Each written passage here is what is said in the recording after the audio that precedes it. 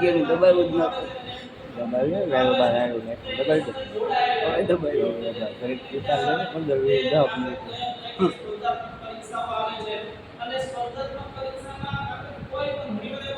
એક જ દેખાતો હોય છે ઘડિયાળ પર. લાઈટ તો પીવો અમારે તો ભાઈ.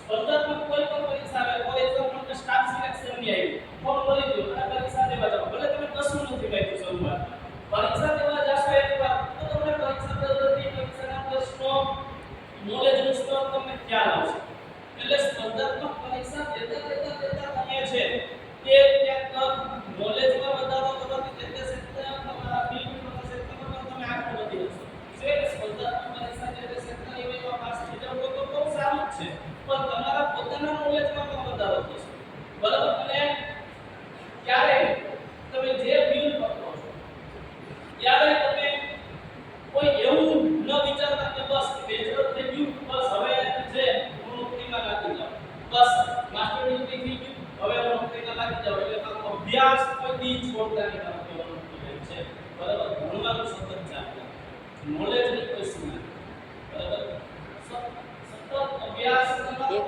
જગ્યાએ આ જ્ઞાન સમુદ્ર છે નોકરી મળી ગયા અભ્યાસક્રમ હમણાં સુધી ચાલુ તો કદાચ પીએચડી માં પૂરું કર્યું બરાબર અને જી પણ છે મારે બીજા ક્ષેત્રમાં એવું નથી ત્યારે આટલો નથી કે મને સંતોષ નથી કે બરાબર એ બીકોમ કર્યું એમકોમ કર્યું એ બીએડ કર્યું એમએડ કર્યું બરાબર પછી સ્પર્ધાત્મક પરીક્ષાની તૈયારીની સાથે સાથે લગભગ મેં 32 થી વધુ સ્પર્ધાત્મક પરીક્ષા આપી છે તમને ફોન વાઇબ્રેટ ઉપર લાગે.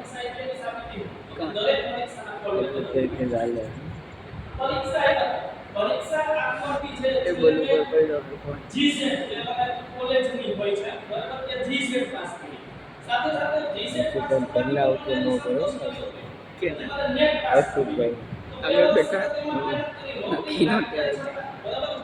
પૂરા લે લે મારા દીકરા અને હજી બોલો પાપા વિડીયોમાં હજી બીજા ક્ષેત્રમાં જોઈએ ક્યારે અભ્યાસક્રમ માની નહીં લેવાનું કે